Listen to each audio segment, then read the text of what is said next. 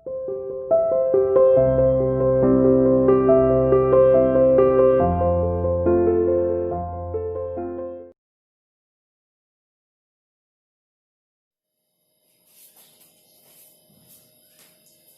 morning student, welcome to CR International online classes.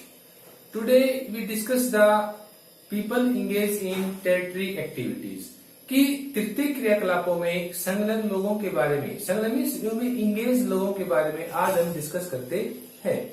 20वीं सदी में पूरे विश्व में यानी होल वर्ल्ड पूरे विश्व में सेवा क्षेत्र में रोजगार के अवसर बड़ी तेजी से बढ़े हैं। विकसित अर्थव्यवस्थाओं में यह प्रवृत्ति स्पष्ट रूप से देखने को मिलती है, जैसे America, Sweden, Denmark, Italy, France, रूस, जापान। इनमें यह प्रवृत्ति है वो विशेष रूप से देखने को मिलती है। अमेरिका में 75% से अधिक कर्मी, यानी अमेरिका में 75 से अधिक कर्मी तथा स्वीडन, डेनमार्क व इटली में प्रत्येक 68% से अधिक कर्मी सेवाओं में संलग्न है। विकासशील देशों में भी उद्योगों की तुलना में सेवा क्षेत्र तेजी से विकास कर रहा है। यानी जो विकासशील देश है, डेवलपिंग कंट्री हैं, उनमें भी उद्योगों के कंपैरिजन में जो सेवा सेक्टर है वो बड़ी तेजी से विकसित है, वो हो रहा है, यानी तेजी से विकास कर रहा है। इन देशों में राष्ट्रीय धन में भी सेवाओं का योगदान बढ़ रहा है। जो नेशनल जो इनकम है उसमें भी सेवाओं का योगदान है वो बढ़ रहा है, यानी नेशनल इनकम को इंक्रीज करने में सर्विसेज का जो कंट्रीब्यूशन है वो इंक्रीज हो रहा है। लेकिन विकासशील देशों में सेवाओं की भूमिका का आकलन सही नहीं हो पाता। लेकिन जो विकासशील देश हैं उनमें जो सेवाओं का जो रोल है नेशनल इनकम को इंक्रीज करने में, उनमें उनका जो रोल है उसका सही एवोल्यूशन है वो सही नहीं हो पाता, क्योंकि उसमें काफी लोग हैं वो अनऑर्गेनाइज सेक्टर में काम कर रहे हैं, यानी असंगठित क्षेत्र में काम कर रहे होते हैं। अल्प विकसित देशों में 10% से भी कम लोग इस उत्पादन कार्य, इस सेवा क्षेत्र में लगे हैं। यानी अल्प विकसित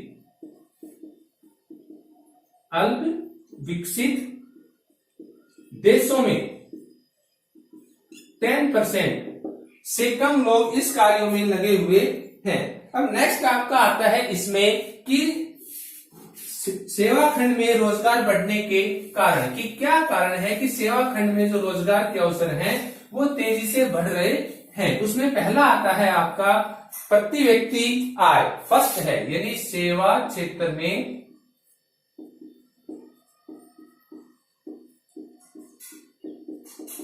रोजगार बढ़ने के कारण, यानी क्या रीजन है जो सेवा सेक्टर है उसमें एम्प्लॉयमेंट इंक्रीज हो रहा है। उसमें फर्स्ट है आपका प्रति व्यक्ति आय, यानी पर कैपिटा इनकम इंक्रीज हो रही है। जैसे जैसे प्रति व्यक्ति आय बढ़ रही है वैसे वैसे विविध प्रकार की सेवाओं की मांग भी उसी के अनुरूप बढ़ रही है। यानी जैसे जैसे डेवलपमेंट हो रही है, पर कैपिटा इनकम है वो इंक्रीज हो रही है, वैसे वैसे सर्विस की डिमांड है वो बढ़ रही है। जैसे कि हर घर में बाइक है, स्कूटर है, गाड़ी है, फोन है, टीवी है, ये सेवाएं हैं वो प्रति व्यक्ति आय बढ़ने के कारण ही इन सेवाओं में इंक्रीज है वो हो रही है। नेक्स्ट इसमें आता है कि बढ़ती व्यवस्था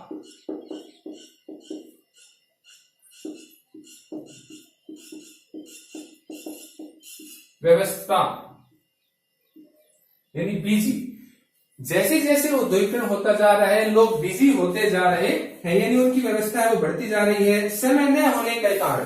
अब उनके पास वर्कलोड इतना है कि टाइम बहुत कम है, समय न होने के कारण होटलों से खाना मंगवाना, ठीक है, जो अविवाहित बच्चे हैं घर से दूर रहते हैं, काम करते हैं, वो पेइंग गेस्ट रहते हैं या जैसे डिब्बा बंद खाना मंगवाते हैं। डॉक्टरी की सेवाएं, फैसिलिटीज, मेडिकल फैसिलिटीज और ट्रांसपोर्ट फैसिलिटीज, इंटरनेट, फोन उपयोग करना, ठीक, उत्सव का पूरा प्रबंध, जैसे कि कोई भी फंक्शन है उस फंक्शन का पूरा कॉन्ट्रैक्ट है वो किसी एक व्यक्ति को देते जाता है और वही व्यक्ति उस पूरे होल फंक्शन को कंडक्ट करता है, वही देखता है कि उसमें कहाँ क्या है क्या नहीं है। वो तो सिर्फ क्या होता है कि वो रुपए पे कर देते हैं और उसी से वो पूरा काम है वो देखते हैं कि उनको हर काम है वो टाइम पर रेडी चाहिए, क्योंकि उनके पास इतना टाइम नहीं है। तो आजकल इन सब चीजों के लिए सेवाओं की जो मांग है वो बढ़ रही है, यानी समय कम है और लोगों को ज्यादा सेवाएं चाहिए, यानी समय की व्यवस्था के कारण सेवा सेक्टर है वो विकसित है या विकास है वो कर रहा है। नेक्स्ट इसमें आता है जनांकीय संक्रमण, जनांकीय संरचना में परिवर्तन, यानी जनांकीय संरचना में परिवर्तन। जनांकीय संरचना में परिवर्तन से अभिप्राय है कि विश्व में औद्योगिक देशों में वृद्धों और वृद्धों की संख्या है वो बढ़ रही है। अब वृद्धों की संख्या बढ़ने के कारण उनको मेडिकल फैसिलिटीज की रिक्वायरमेंट है वो ज्यादा होती है। ज्यादा होने के कारण मेडिकल सेवा सेक्टर है वो तेज गति से विकास है वो कर रहा है। अब इसमें फोर्थ पॉइंट आपका आता है शिक्षित व कौशल कर्मियों की मांग, कि आज के दिन बढ़ते औद्योगिकरण के कारण हर कोई शिक्षित यानी पढ़े लिखे और ट्रेंड लेबर की डिमांड करता है, क्योंकि वो ये चाहता है कि इनका इष्टतम उपयोग किया जा सके, यानी एक व्यक्ति है उससे मल्टीपर्पज सेवाएं हैं वो प्राप्त की जा सके। इसलिए हर किसी की यही कोशिश रहती है कि और साथ साथ उसको कंप्यूटर की नॉलेज होना बहुत जरूरी है, क्योंकि आज के टाइम पर कंप्यूटर के बिना मनुष्य है वो बिल्कुल एक अपंग व्यक्ति की तरह प्रतीत होता है अगर जिसको कंप्यूटर की नॉलेज नहीं होती, क्योंकि कंप्यूटर से बहुत से काम होते हैं। जैसे कि आप ये लगा लो कि ई बैंकिंग, बिजली का बिल भरना, नेट इंटरनेट का ज्ञान होना बहुत जरूरी है, कि बहुत से काम ऐसे हैं जो सिर्फ घर बैठे कंप्यूटर की सहायता से ही किए जा सकते हैं। इसलिए हर कोई ये चाहता है कि कंप्यूटर की नॉलेज तो कर्मचारी को होनी चाहिए कि एक साथ एक से अधिक सेवाएं उससे प्राप्त की जा सके और काम है वो अच्छे प्रकार से चल सके।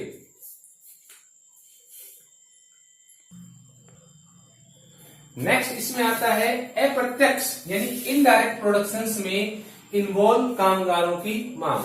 आज की इस गला काट प्रतिस्पर्धा में कि कंपटीशन है वो बहुत ज्यादा है, लोगों की मांग के अनुसार उत्पादन करना और उनकी जेब से खुशी खुशी पैसे निकलवाना कोई आसान काम नहीं है। इस काम को सिर्फ पेशेवर लोग ही अंजाम दे सकते हैं, कि ट्रेंड आदमी है वही इस काम को अंजाम दे सकते हैं और लोगों की जेब से पैसे निकलवा सकते हैं।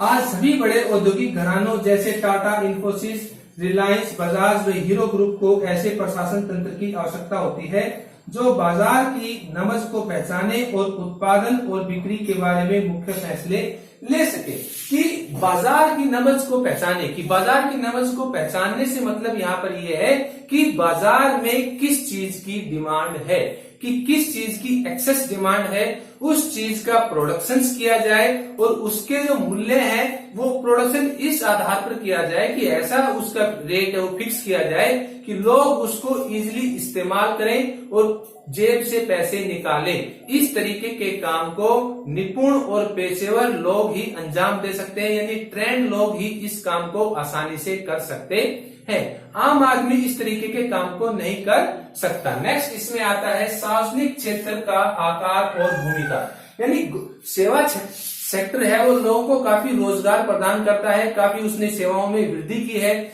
लेकिन सार्वजनिक क्षेत्र के आकार और भूमिका को नकारा नहीं जा सकता। सरकार जैसे पुलिस, सेना, अस्पताल इत्यादि की व्यवस्था, जैसे शिक्षा विभाग है इत्यादि की व्यवस्था करती है और बहुत से लोगों को रोजगार है वो प्रदान करती है, क्योंकि वह पुलिस, सुरक्षा, प्रशासन जैसी सेवाओं लोगों को देती है। भारत में अकेले रेलवे में यानी रेलवे सेक्टर में, यानी भारत में अकेले सिर्फ रेलवे के क्षेत्र में 16 से 17 लाख लोग काम करते हैं, यानी रेलवे सेक्टर में 16 से 17 लाख कर्मचारी है वो काम करते हैं। इसलिए हम गवर्नमेंट सेक्टर या सार्वजनिक सेक्टर के आकार और भूमिका को नकार नहीं सकते, क्योंकि इसमें जैसे पुलिस हो गई, सेना हो गई, रेलवे हो गया, यह बहुत ज्यादा लोगों को रोजगार है वो प्रदान करते हैं। नेक्स्ट आपका आता है निर्यात का ऊंचा उठता स्तर, यानी एक्सपोर्ट का ऊंचा उठता स्तर। अनेक लोगों और कंपनियों ने विविध प्रकार के क्षेत्रों में उच्च स्तरीय विशेषज्ञता हासिल कर ली है, यानी अनेक लोगों ने और कंपनियों ने एक उच्च स्तर यानी हाई लेवल की स्पेशलाइजेशन है उसको हासिल कर लिया है। जैसे हम इसका एक एग्जांपल देते हैं कि इसरो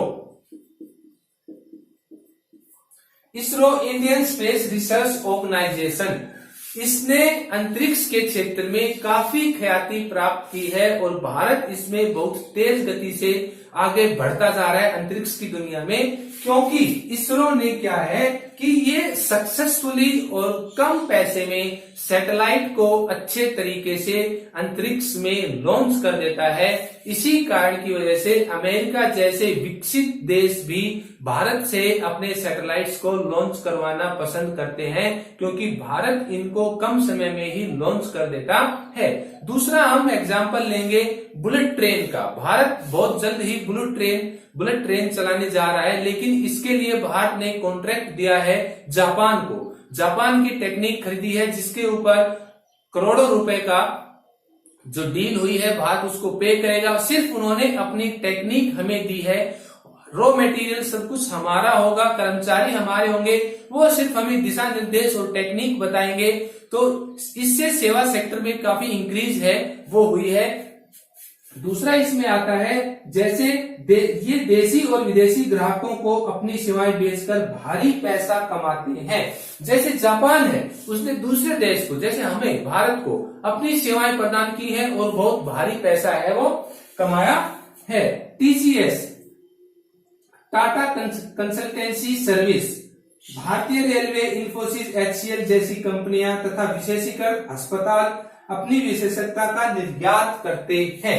यानी इस एक दूसरी बात है जैसे टाटा सर्विस वाली हो गई, एचसीएल की हो गई, इन्होंने क्या है कि एक विशिष्ट स्पेशलाइजेशन है वो प्राप्त कर लिया है। स्वास्थ्य के क्षेत्र में अस्पताल भी है, वो अपनी सेवाओं को निर्यात करते हैं। जैसे कि हम देखते हैं कि भारत अपने मुंबई में लीलावती हॉस्पिटल है, दिल्ली में एम्स हॉस्पिटल है, इसमें बाहर से लोग भी ट्रीटमेंट करवाने के लिए आते हैं, क्योंकि ये अपनी सेवाओं का उनको लाभ पहुंचाते हैं। भारत के भी बहुत से लोग हैं जो भयंकर डिजीज होती है उनका ट्रीटमेंट करवाने के लिए विदेश में जाते हैं और विदेशी सेवाओं का लाभ उठाते हैं। जैसे इसमें एक एग्जांपल लेंगे, हम एग्जांपल लेते हैं युवराज सिंह क्रिकेट प्लेयर है, उनको कैंसर हो गया था तो अमेरिका गए और अमेरिका से इलाज करा कर आए और वो सक्सेसफुली है वो ठीक हो गए। तो इससे क्या होता है कि आज के दिन सेवा सेक्टर का जो विस्तार है बहुत तेजी से बढ़ता जा रहा है और लोग अपनी सेवाओं के बदले अर्निंग करते हैं, यानी पैसा लेते हैं और सेवाओं को बेचते हैं। तो इसी तरीके से सेवा सेक्टर का विस्तार वो बढ़ता जा रहा है और सेवा सेक्टर है वो काफी लोगों को रोजगार प्रदान करता है। और आज के औद्योगिकरण के युग में सबकी जिंदगी है वो इतनी व्यस्त है कि लोगों के पास टाइम नहीं है, इसलिए सेवा सेक्टर है वो बहुत ज्यादा इंक्रीज है वो होता जा रहा है।